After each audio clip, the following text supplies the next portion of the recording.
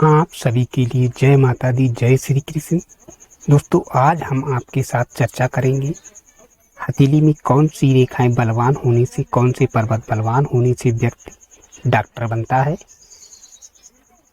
उसके लिए हमारी हथेली के अंदर दो पर्वत, जो कनिका उंगली के जस्ट नीचे वाला भाग होता है, इस भाग को बुध पर्वत कहते हैं। बुध पर्वत बलवान स्थिति में हो और इसके साथ ही दूसरा पर्वत मंगल पर्वत।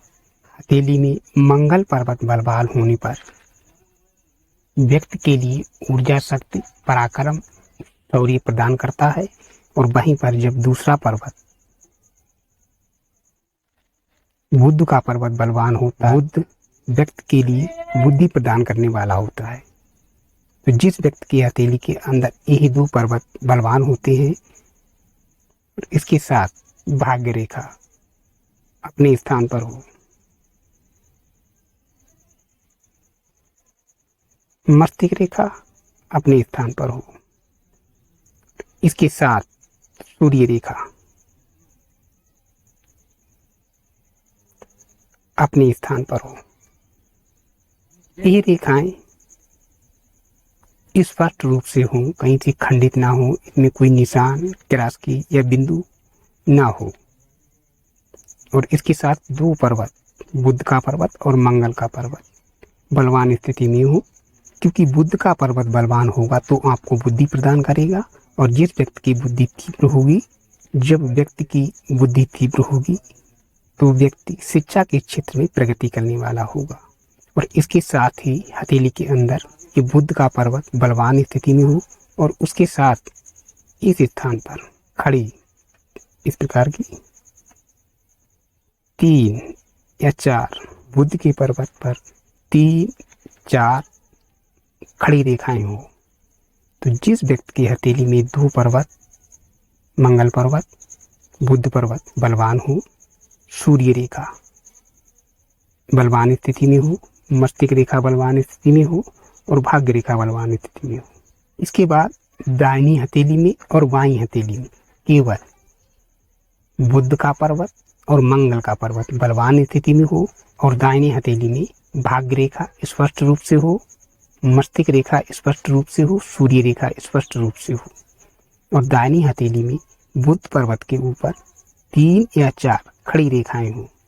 तो यही योग आपके जीवन में इस भाव को दर्शाता है। इस प्रकार का व्यक्ति अपने जीवन में सफल और योग्य डॉक्टर बनता है।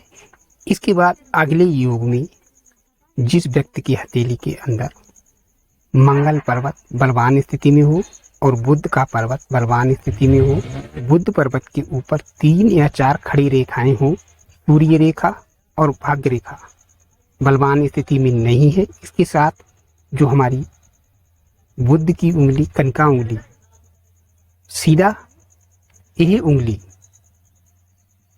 पूर्ण लंबाई लिए हुए हो। क्योंकि जैसा आप देख रहे हैं, जब हम हथेली सीधी करते हैं तब ये उंगली इस स्थान तक आती है, लेकिन जिस व्यक्ति की हथेली में ये उंगली इस स्थान तक आती है, ये उंगली का अग्रभाग जो है इस स्थान तक आना चाहिए, इस स्थान तक आना चाहिए। जिस व्यक्ति की हथेली में दो पर्वत बलवान स्थिति में है, सूर्य रेखा नहीं है, बुध पर्वत पर 3 या 4 खड़ी रेखाएं हैं और इस उंगली की लंबाई यहाँ तक हो, तो इसमें योग बदल जाता है। इस प्रकार के योग वाला व्यक्ति भी अपने जीवन में एक सफल और योग्य डॉक्टर बनता है।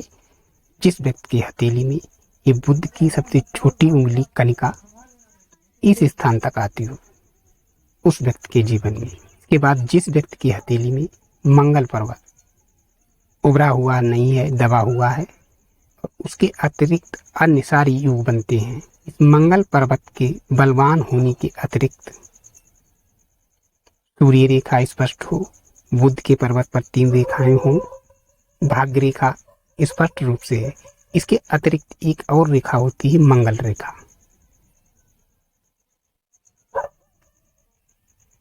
तो जिस व्यक्ति की हथेली में मंगल रेखा हो और मंगल का पर्वत दबा हुआ हो, यही योग आपके जीवन में इस भाव को दर्शाता, अपने जीवन में एक सफल सर्जन होता है। इसके बाद जिस व्यक्ति की हथेली के अंदर मंगल पर्वत विकसित ना हो, मंगल पर्वत के अतिरिक्त शेष गुण व्यक्ति की हथेली में मौजूद हो, इसके अतिरिक्त एक योग और जिस व्यक्ति की हथेली के अंदर बृहस्पति पर्वत, ये हमारी तर्जनी उंगली के जस्ट नीचे इस भाग को बृहस्पति पर्वत कहते हैं, और जिस व्यक्ति की हथेली के अंदर मंगल पर्वत विकसित नहीं है, इसके अतिरिक्त अन्य गुण हथेली में मौजूद हैं, और उसके साथ जिस व्यक्ति की हथेली में ये बृहस्पति पर्वत पूर्ण रूप से विकसित हो और इसके ऊपर वर्ग का चिन्ह हो, इतना बड़ा ना छोटा सा निशान हो, वर्ग का चिन्ह जिस व्यक्ति की हथेली के अंदर बृहस्पति पर्वत के ऊपर होता है